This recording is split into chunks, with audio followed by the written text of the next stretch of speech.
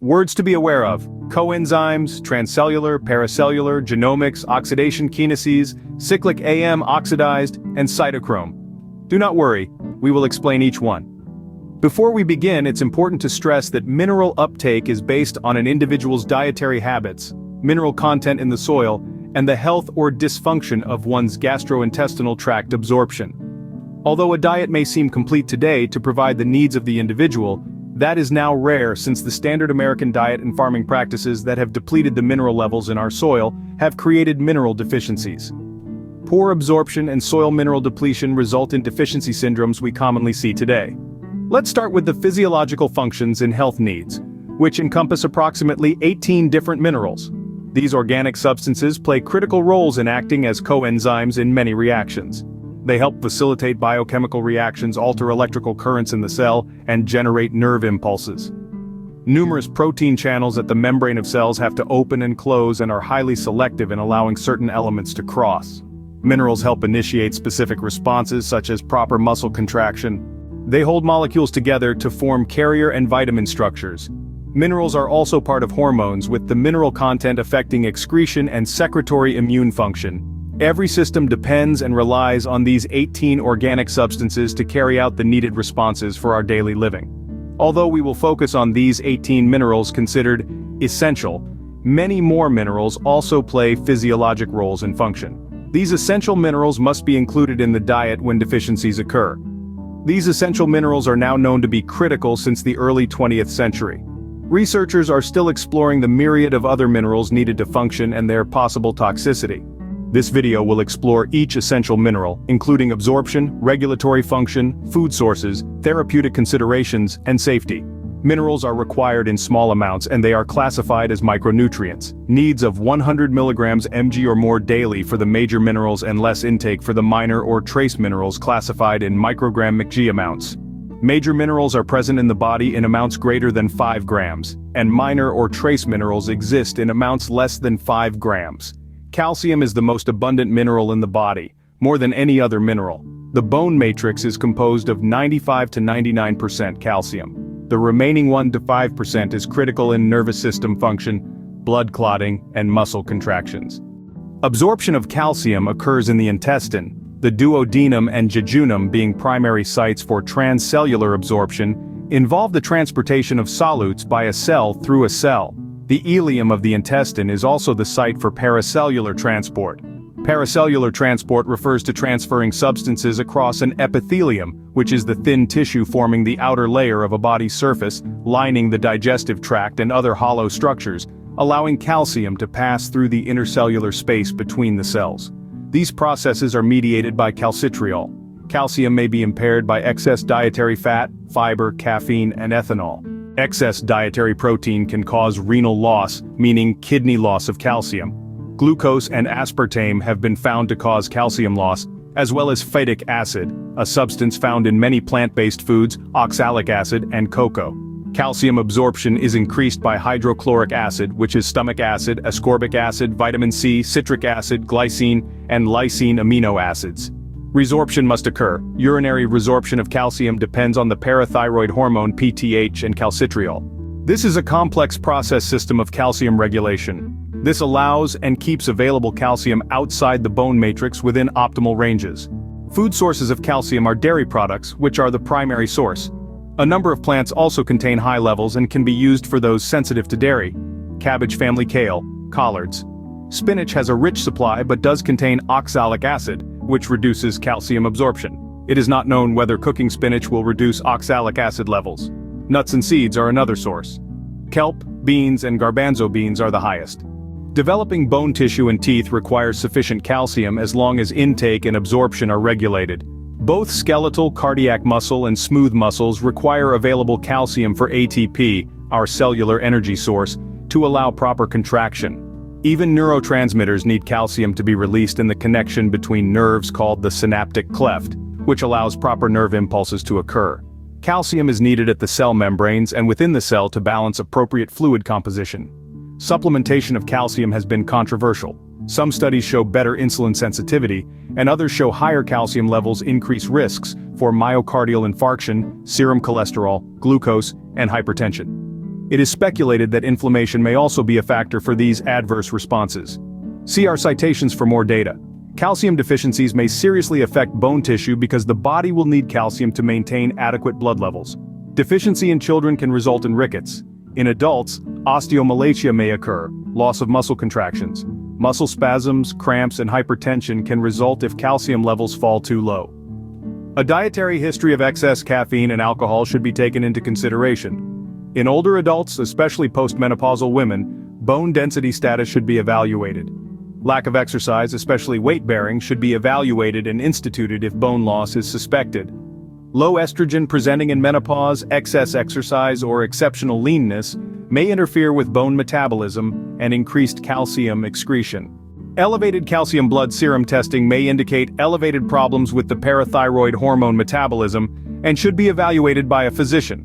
In regards to phosphorus, phosphorus is another key inorganic component of bone and teeth because it forms the bone matrix. Phosphorus is regulated through renal absorption interaction with calcium, parathyroid hormone, and vitamin D. The highest food sources of phosphorus include animal proteins, which have an abundance of phosphorus. Brewer's yeast, wheat bran, if one is not intolerant of wheat gluten intolerance and it is not genetically modified. Seeds and nuts, beef liver, eggs, millet. Phosphorus is critical to life-maintaining compounds such as phospholipids, a portion of the fat layer of cell membranes. Phosphorus plays a role in nucleic acids, large biomolecules that play essential roles in all cells and viruses. A significant function of nucleic acids involves storing and expressing genomic information. Genomics studies the total or part of organisms' genetic or epigenetic sequence information. Phosphorus contributes to converting certain elements to ATP, the energy for our cells. Deficiencies of phosphorus can result from excess calcium or low vitamin D. Rickets can also occur from low phosphorus and low calcium. Deficiencies may show as anorexia, weakness, bone fragility, and joint stiffness. Overconsumption of antacids can cause deficiencies as well. Phosphorus is regulated through renal kidney absorption and interaction with calcium, parathyroid hormone, and vitamin D. Excessive iron can inhibit its absorption. Urinary excretion is the primary regulator of phosphorus. Phosphorus is a significant energy source of metabolic energy and helps regulate a number of enzymes and buffer systems within the body. It's involved in every cell and is the second most abundant mineral. The repair of body tissues and lipid-fat metabolism depends upon it. Lipid phosphorus structures are components of cell membranes and nervous system structures. High consumption of sodas and fast foods, common in the standard American diet, can cause excessive phosphorus, affecting calcium insufficiency. Alcohol causes severe depletion of this nutrient. Magnesium contributes to at least 300 enzyme reactions. It is also required in fatty acid, protein synthesis, and oxidation. Oxidation is a process in which a chemical substance changes by adding oxygen. Magnesium is best absorbed in the lower intestines and the colon by passive and active cellular transport and diffusion. Diffusion is the net movement of anything generally from a region of higher concentration to a region of lower concentration. Magnesium absorption depends upon how much was consumed, the effectiveness of a healthy gastrointestinal tract, and water absorption in the colon. The highest food sources of magnesium exist in whole grains, nuts, legumes, and seafood. It is an important source contained in chlorophyll. Magnesium in high amounts is found in no pesticide green vegetables. Magnesium supplementation is best taken in small amounts throughout the day. Magnesium citrate and glycinate are the most absorbable supplemental forms. It is important to note that higher doses can contribute to diarrhea. Toxicity of higher doses can cause drowsiness, lethargy, and weakness. Alcohol intake depletes stores of magnesium. Formation of cyclic AMP requires over 100 protein kinase reactions. Kinases act as key regulators in cell cycle progression and differentiation. Cyclic AMP is an intracellular second messenger to various hormones and neurotransmitters. These functions are important in modulating cardiac physiology. The muscles contain 27% of total body magnesium, with bones containing 60%. Magnesium is important for muscle relaxation, neuromuscular junction activity, protein synthesis, and energy production. Magnesium is important in helping ammonia to be excreted. It is an enzymatic cofactor affecting the energy of molecules that ultimately make cells and fatty acid metabolism. A sodium-potassium ATPase enzyme activates and regulates cellular energy metabolism and transport across all membranes and vascular tone. Magnesium is needed in this process. Deficiencies are not rare in older adults and pregnant populations. This is usually due to poor absorption or increased excretion. Alcohol intake depletes stores of magnesium, causing signs of heart irregularities, muscle cramps, twitches, insomnia, confusion, fatigue, and decreased appetite. Studies show low levels in people with diabetes where magnesium has been shown to improve insulin sensitivity. Individuals with systemic lupus erythematosus. Magnesium supplementation may prevent vasoconstriction of intracranial brain vessels after a subarachnoid hemorrhage, called a CVA.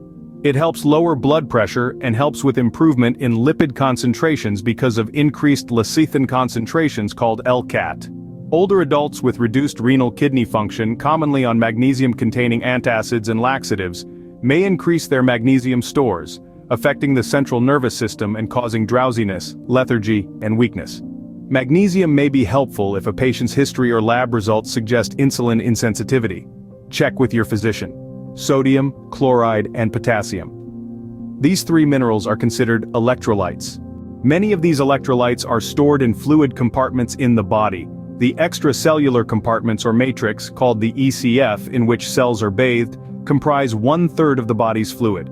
The other 2/3 of these elements reside inside the intracellular fluid or ICF.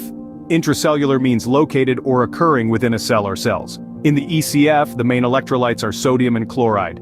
Potassium is the major component of the ICF. Depending on water concentrations, the percentages of fluid constituents may change. The highest food sources of potassium found in many foods are potatoes, bananas, dulse, kelp, sunflower seeds, and germ nuts. Potassium exists primarily in the ICF. An increase in the ECF of potassium may result from increases or decreases in intake or excretion from the kidneys, or also a shift in the amount inside or outside of the cellular membrane. Potassium passes over the cellular membrane more easily than sodium. It participates in nerve transmission, muscle contraction, glycogen, and glucose metabolism, and maintains cellular integrity. Potassium supplementation is known to help lower blood pressure. Always check with your physician prior to supplementing with potassium. The SAD standard American diet may account for excess or potassium deficiency. It is essential to note patients with kidney disease may experience disturbances of heart function from even normal potassium intake and may need guidance from a qualified nephrologist to restrict intake. Individuals on diuretics or ACE inhibitors, which are angiotensin-converting enzyme inhibitors. These individuals are usually already under a physician's care. High potassium levels may result in disturbances that your physician could help with. Potassium deficiency may result in nervous system changes, muscle weakness, bradycardia, a slower than normal heart rate, bone fragility, and even death. This can result from diarrhea, vomiting, aging, renal kidney disease, starvation, burns, and also some diuretics. Commonly, dehydration is a cause of potassium loss. Interestingly, magnesium deficiency contributes to potassium loss, making it difficult for cells to regain potassium when magnesium deficiency occurs. Diabetes can result in the loss of both potassium and sodium via increased urinary flow. Salt is the primary source of sodium. Table salt contains chloride with high amounts of added sodium chloride in many packaged foods, from bouillon mixes to canned and processed cheeses. Sea salts are more balanced and contain multiple electrolytes. The highest food sources of sodium are kelp, green olives, dill pickles, sauerkraut, and soy sauce. The upper small intestine is the area of most absorption of electrolytes.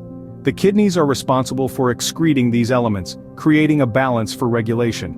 Renal kidney diseases may interfere with the excretion of electrolytes. Diarrhea, excessive vomiting, or Addison's disease, which is a lack of mineral corticoids from the adrenal glands, may result in excess loss of electrolytes. The absorption and excretion by the kidneys of sodium and chloride are controlled by specific passive transport mechanisms. Salt appetite and thirst are behaviors that help in this regulation. This brain mechanism is a group of neurons can pool all this information to determine whether the body needs more or less water. They can trigger feelings of thirst and appetite suppression if they need more. If it needs less, the brain will send signals telling you to stop drinking. One of the major hormones involved in the balance of sodium, chloride, and water is the renin-angiotensin-aldosterone axis, a critical regulator of blood volume, electrolyte balance, and systemic vascular resistance. Another is vasopressin, antidiuretic hormone, ADH, or arginine vasopressin, AVP, synthesized in the hypothalamus. Science has known it to play essential roles in controlling the body's osmotic balance, blood pressure regulation, sodium homeostasis, and kidney functioning, and others. The autonomic nervous system, or ANS, the sympathetic branch, also helps regulate these elements by altering blood flow through the kidneys. These systems keep us in constant fluid balance. Sodium deficiency rarely occurs, but starvation, vomiting, or diarrhea can decrease the ECF, which causes water to pass into the cell. Some symptoms of this excess water toxicity in the cell include loss of appetite, muscle twitching, and apathy. This balance of water and sodium in the cell is crucial. If both are decreased, ECF fluids diminish and low blood volume results. Muscles may cramp and veins may collapse under these circumstances. When imbalanced, these three elements of sodium, chloride, and potassium can result in acid-base disturbances. Sodium, chloride, potassium, and ratios can be tracked through proper blood panels. Check with your physician for testing. Chromium is the major component of numerous elements in glucose tolerance factor GTF, niacin, vitamin B3, certain amino acids of glycine, glutamic acid, and cysteine. Very little chromium gets absorbed by the body, and for absorption to occur, amino acids, ascorbic acid, a form of vitamin C, and starches help increase the absorption rate. Some medications are known to affect absorption. Antacids may reduce while aspirin may increase it. The highest food sources of chromium are meats, whole grains, and smaller amounts of fruits and vegetables, brewer yeast, and calf's liver. Chromium has a strong effect on insulin, enhancing its activity. Some studies show increases in high-density lipoproteins cholesterol called HDL positively affecting health. Possible healthy immune responses from chromium are because of the decrease of serum cortisol levels and increasing immunoglobulins. Immunoglobulins, also known as antibodies. Chromium deficiency may also result in blood sugar elevations and insulin levels. This can cause insensitivity to insulin long-term and increases in body fat. Common in the standard American diet, the refining of foods causes lower chromium levels within the food chain. Evaluation of patients showing insulin insensitivity and high glucose levels with elevated hemoglobin.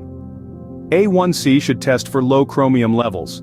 Zinc is one of the most important elements because of its critical effects on numerous enzymes and hormone activities, such as thymic hormones, which are important in immune function, growth hormones, and insulin function. Zinc is primarily absorbed in the upper small intestine. The intestine's role is to control how much zinc is absorbed based on previous zinc intake.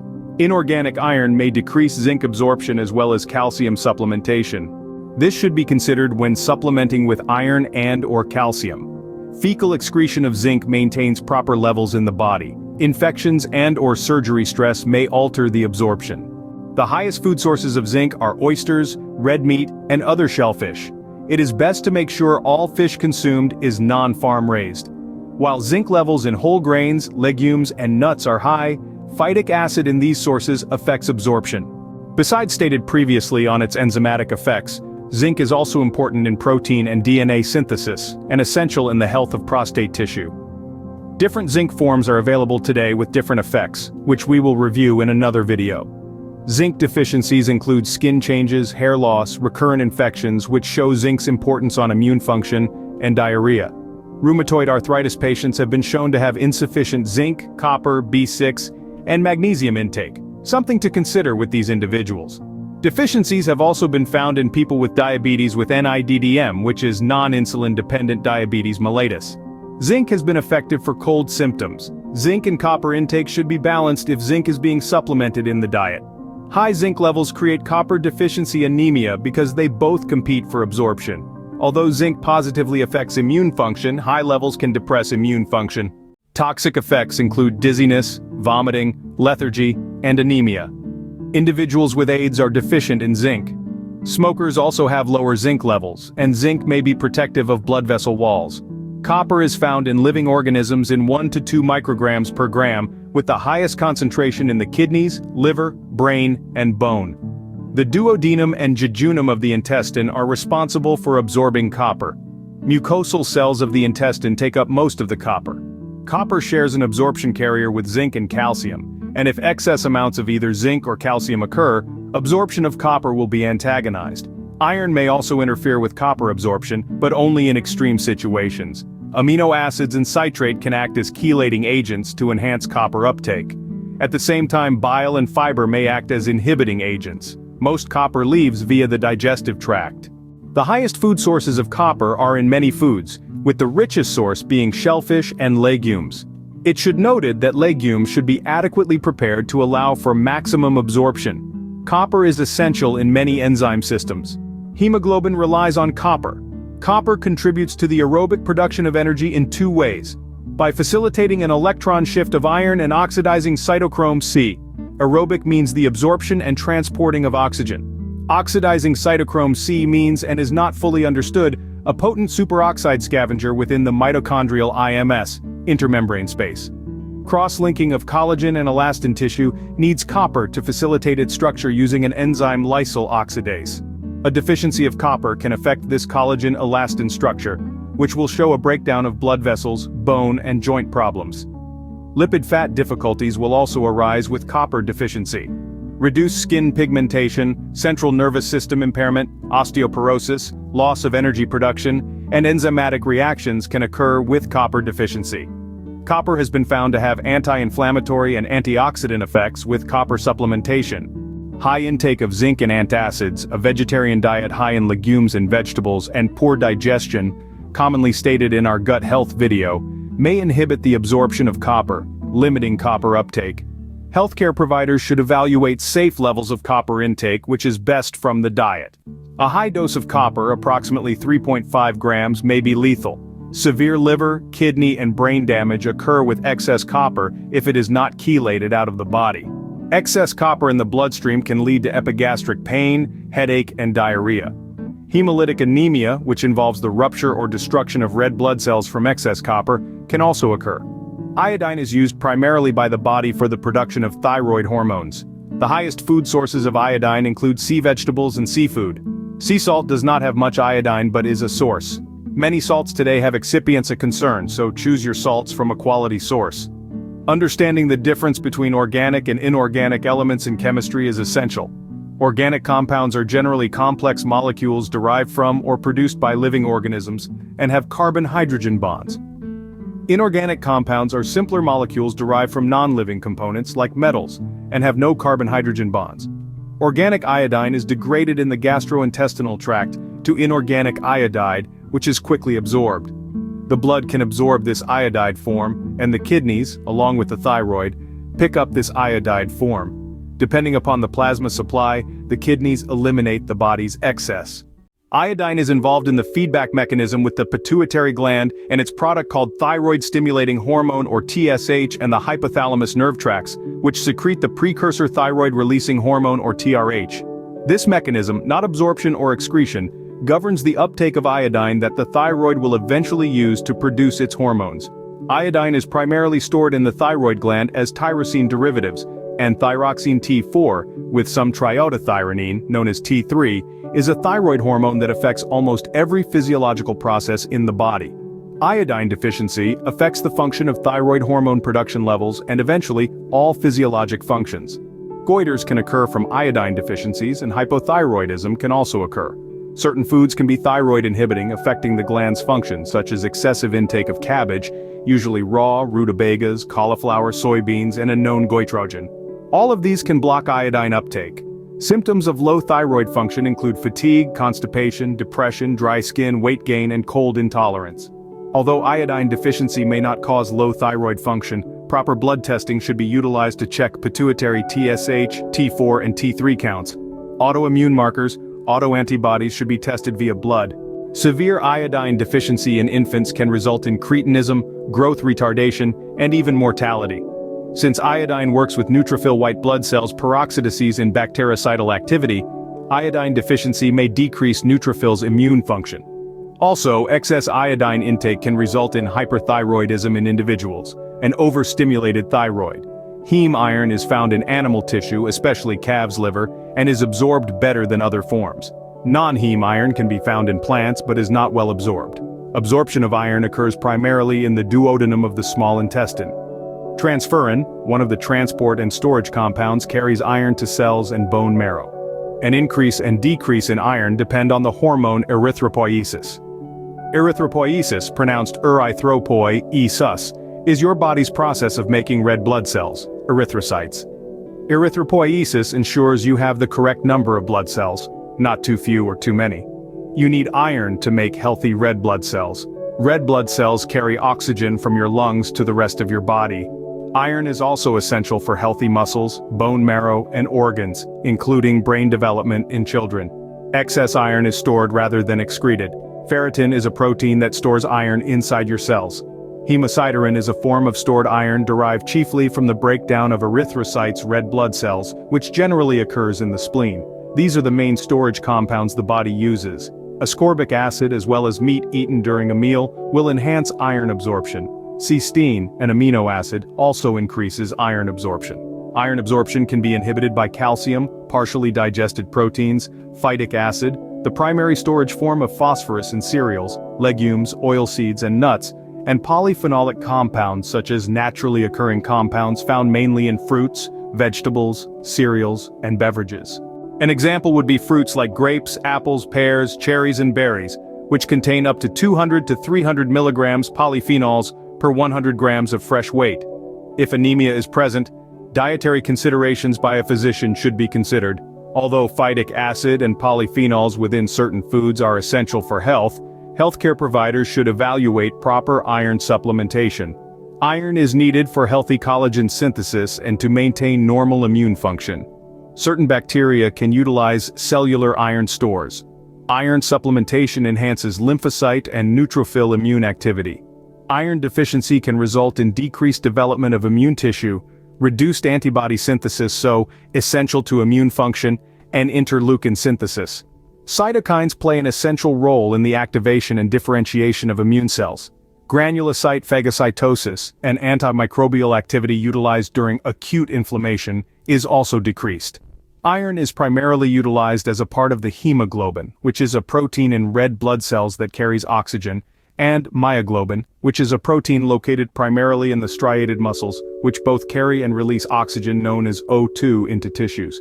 Iron is also involved in transport systems in Krebs cycle, which we will review in another video.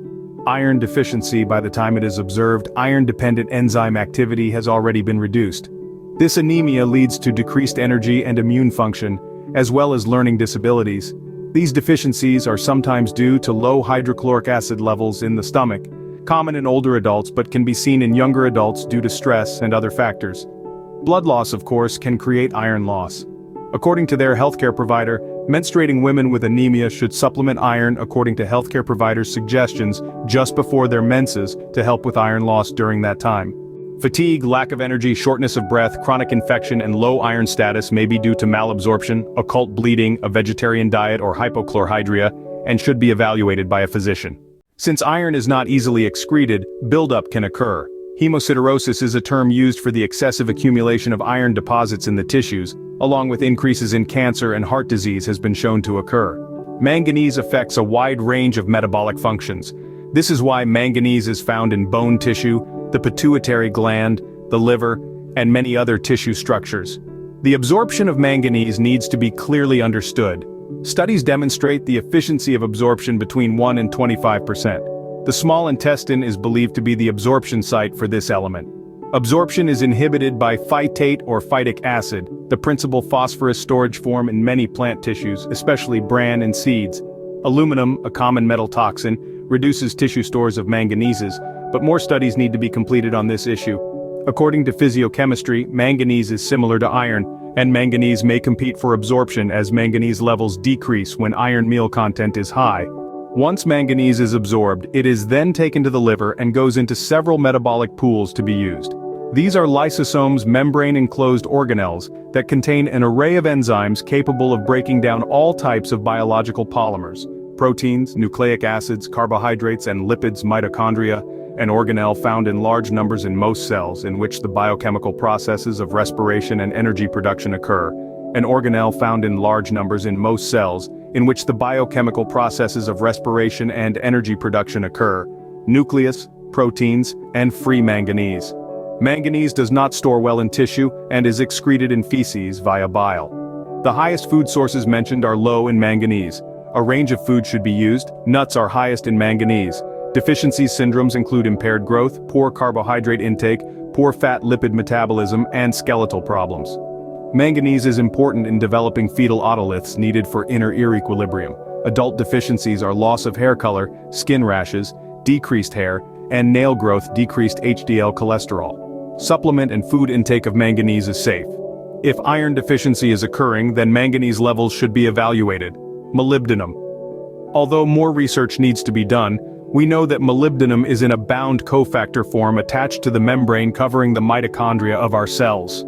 It is then transformed into an active enzyme molecule and is involved in oxidation-reduction reactions. An oxidation-reduction redox reaction is a type of chemical reaction that involves a transfer of electrons between two species.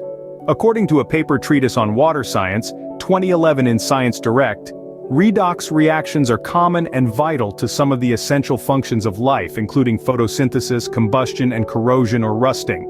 Molybdenum is absorbed in the stomach and small intestine and is then transported by diffusion and active transport. Kidney excretion maintains the regulatory requirements.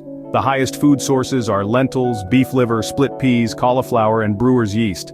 Molybdenum's primary role is as a coenzyme for many enzyme reactions such as xanthine oxidase, which is uric acid formation, aldehyde oxidase, which is alcohol detoxification, and sulfite oxidase detoxification of sulfites.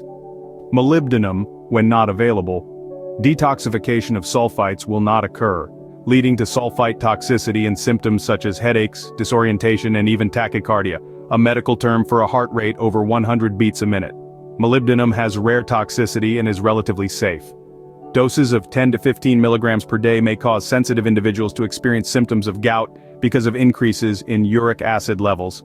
Selenium, considered an essential mineral, has antioxidant activities as a glutathione peroxidase component along with vitamin E. A full video must be completed on this substance because of its importance in many body processes. Glutathione is made from the amino acids glycine, cysteine, and glutamic acid. It is produced by the liver and involved in many body processes. Glutathione is involved in tissue building and repair, making chemicals and proteins needed in the body and in immune system function. Absorption from food sources is from selenoamino acids, such as selenomethionine and selenocysteine, each one having a different effect. The highest food sources are found in meats and seafood. Soil content determines the amounts found in vegetables and grains. Absorption is efficient. Selenium regulation is responsible for keeping reactive selenocysteine levels low and selenium levels in homeostasis via the excretion of metabolites. Selenocysteine may be the primary source of biological activity. Selenium is known to have a strong antioxidant effect with vitamin E. It helps prevent cancer and heart disease and reduces heavy metal toxicity. It is also important in sulfur amino acid metabolism. Selenium helps reduce inflammatory markers, decrease symptoms associated with rheumatoid arthritis, and decrease joint swelling. Selenium enhances immune function, increases phagocytic microbicidal activity, which destroys microbes, such as bacteria, and improves glutathione peroxidase activity. Selenium helps metabolize hydroperoxides produced as a part of the arachidonic acid cascade, which also helps modulate the phagocytic respiratory burst. According to the National Library of Medicine, for example, certain arachidonic acid cascade products are considered mediators of the inflammatory response. They are formed during the process and contribute to the symptoms of erythema, vascular leakage, fever, pain, and chemotaxis. Selenium can modulate this response. Phagocytic respiratory burst. Phagocytosis is the process by which pathogens are engulfed and destroyed by various immune cells. Selenium can be toxic if the dose exceeds 900 micrograms per day and must be monitored by a physician. Excess selenium intake may interfere with sulfur metabolism, liver disease, and impaired bone and tooth growth. History of inflammatory disorders, fatigue, oxidative stress, and selenium levels should be monitored by a qualified healthcare provider. Vanadium has only recently been viewed as essential among all other minerals mentioned. The amount of vanadium absorbed in the body is minimal, with speculation about where it is absorbed. It is rapidly removed and excreted in the urine. Although in small amounts, the highest food sources contain buckwheat, soybeans, and eggs. Speculations about vanadium are that it supports thyroid glandular function through the metabolism of lipids and catecholamines to help form red blood cells. Some studies indicate vanadium may protect against cancer, the management of diabetes, and cell division. One promising study is the improvement of insulin sensitivity. Deficiency syndromes have not been found except in humans, only in animal studies. Animal studies have demonstrated symptoms including decreased milk production, hepatic meaning liver lipid changes, growth impairment, and thyroid metabolic changes. Symptoms of excess vanadium consumption include increased blood pressure and decreased important coenzymes A and CoQ10 with possible interference with cellular energy production. Current diagnosis of diabetes syndromes, high cholesterol levels, which many inflammatory responses could cause, vanadium levels should be explored. Boron is a trace mineral essential for healthy bone maintenance. Boron is rapidly absorbed in the gastrointestinal tract, and the body maintains its levels via urinary excretion. The highest food sources of boron only occur if soil levels are adequate. Fruits and vegetables are the primary sources. It is postulated that boron modulates cell signaling by assisting ion movement, affecting response to hormones. It is noted that boron is needed to use vitamin D in calcium absorption, giving it a role in protecting against calcium loss. This is done by enhancing estrogen activity in bone. Boron is considered an essential element for bone and joint health. Boron deficiencies create a loss of calcium metabolism, which could result in bone mineral loss and central nervous system dysfunction as calcium levels in the brain are reduced. Boron is relatively safe, especially at low doses. However, nausea, vomiting, diarrhea, dermatitis, and lethargy may occur at higher doses. Always remember to consult your healthcare provider before using any supplementation regime. Supplements today are often compromised due to lack of oversight and must be chosen carefully. Go to our video, Are Your Supplements Safe, for more information. Feel free to use our references for more details. Thank you so much for watching and listening. Our products and more content can be found at hydrexsupplements.com.